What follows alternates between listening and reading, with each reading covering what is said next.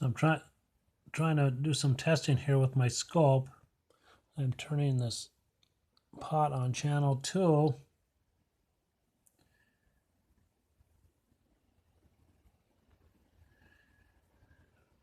Earlier when I had it run, it was vice versa. It was the top that was defective. But now the top is blurry.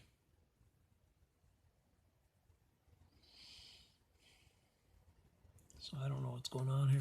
And I noticed if I put this either up to channel 1 or channel 2, it cleared up. I'll put it up to channel 1, cleared. Oh, now I'm back to vert. Now channel 2, cleared. And I always keep my slope up. I don't know if that's oh no, that's going to have issues. I don't know what the heck the issues are. But anyways, now if I put this down, the slope, that's crazy. So I don't know what's going on here. If I, like I say, if I adjust this potentiometer,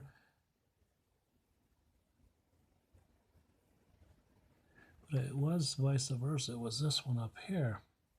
Now that one's blurry. I don't know what the hell happened there.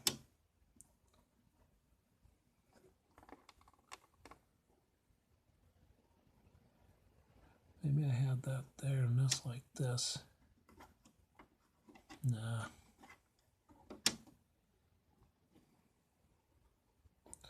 I know I had them at 2 different steps though.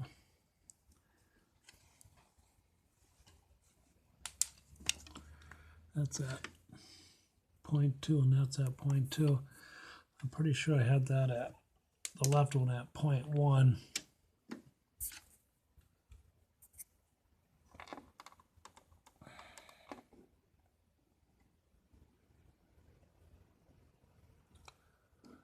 But now, let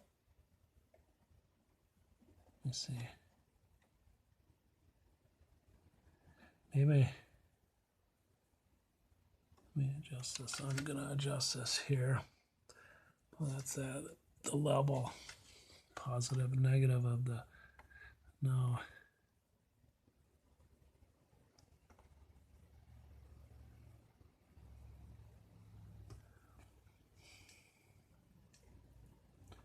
Now I'll turn this potentiometer on channel 2.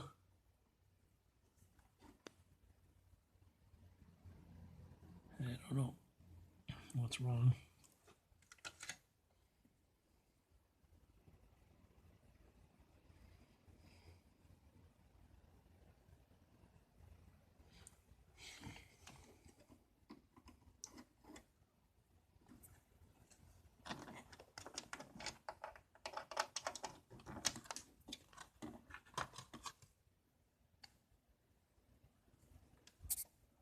If I adjust this pot to fine, I don't know. But let me see. I'll get that there. Okay. Now I'll put it down to channel 2. That's this one. Back to vert. Now channel 1.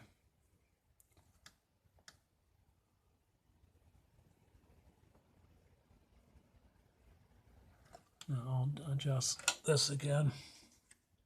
See what happens. I'll go back to vert. So, jeez. Must be crosstalk. No, I'm not touching the right or channel 2 at all. I'm just doing this one.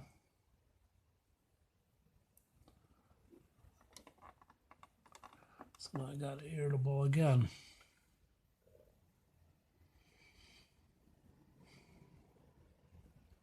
So apparently all my testing I was doing, it was incorrect on whatever channel was being defective, I guess. When I started to check this, I hooked it up to here. I didn't use any of these. These are 3 sets of full-wave rectifiers with no filtering. I hooked up my halfway rectifier here and looked at that. That looked normal. I just use a little 560 picofarad capacitor, and then it gives me this slope. But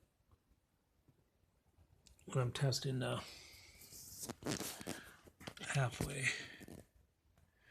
waveform there. But when I hooked up for AC, I had a nice sine wave. I left it there for a couple hours. Then I thought, well, that's not the settings I use on the TV. So that's when I thought of going to this 0.5 volt square wave. So then I was monkeying around.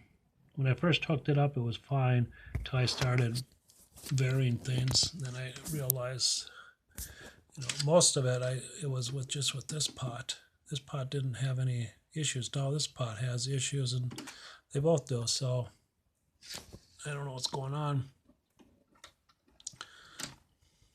If I want 2 channels, I'm apparently going to have to sync from the same channel, or just use this as 1 channel.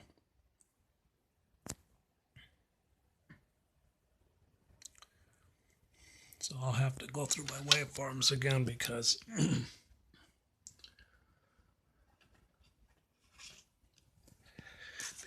of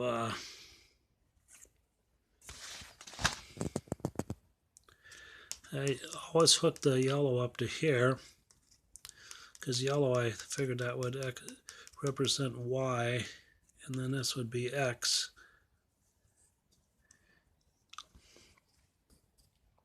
Even though most of the time I say A or B.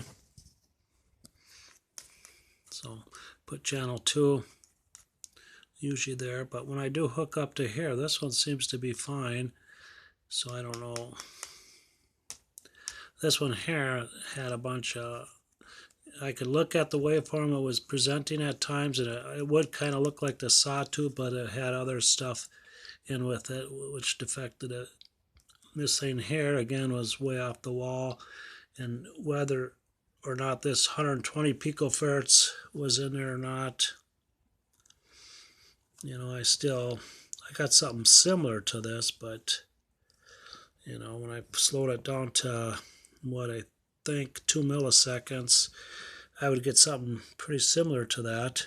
Then I'd speed it up to the horizontal frequency, and I'd get the horizontal signal in there, I believe. And this capacitor did check good up to 500 volts, because I do have a capacitor tester now. So my next steps are to get rid of that long piece of red wire here. I was hooking my oscilloscope probe up to that, and that travels way back to here, to the 6GH8 back there. I think it's adding a lot of interference, so I'm going to cut that, remove that, and just put a stab of wire on it, and put my TV on the side so I can hook up to no, that ain't it, this one. So I can hook up to this plate and this control grid at a split second. And then I can also change the frequencies and use the same probe for that stuff. This is from the 1970s. All my stuff is from the 1970s. Whatever I have left, this isn't. Here's one I took off a TV. I had that boy forever.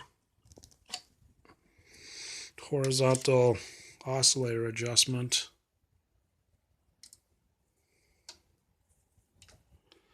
Never failed me.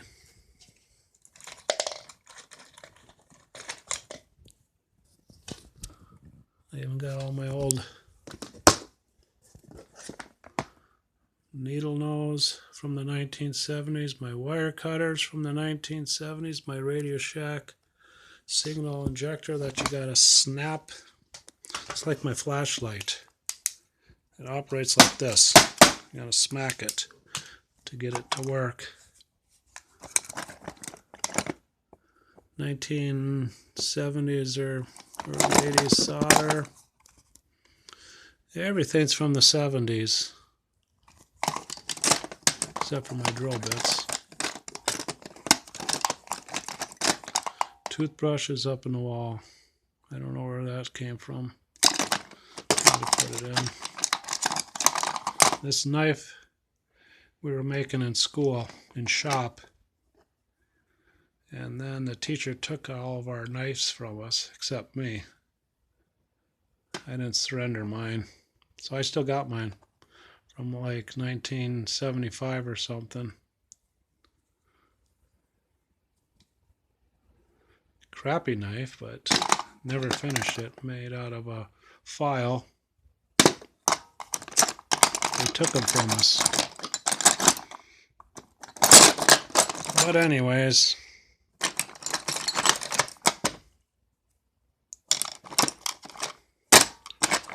everything's older than dirt in that box.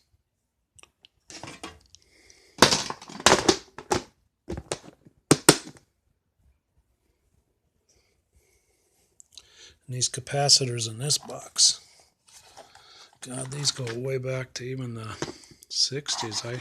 I was in electronics when I was in grade school. I had this when I was in grade school. A lot of this stuff.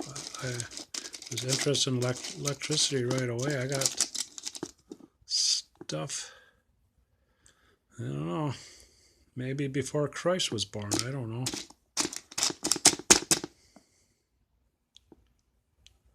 Oldies. This one here, seems like everything that's low voltage tends to be bad. I never tested this one. I have some 3 volt and 12 volt ones. I don't know where they're at right now, but they test bad on my ohm meter. 100 volts. This one I just picked up 22 picofarads. Here's these TDK things. I got to do some figuring so I can work on my oscilloscope, because I don't have no schematic for it. And it's got these little capacitors like this in the oscilloscope. And I was changing them out. Now I can't. Now my oscillator, horizontal oscillator, is not running, so I have to follow my footprints backwards. And these were the same kind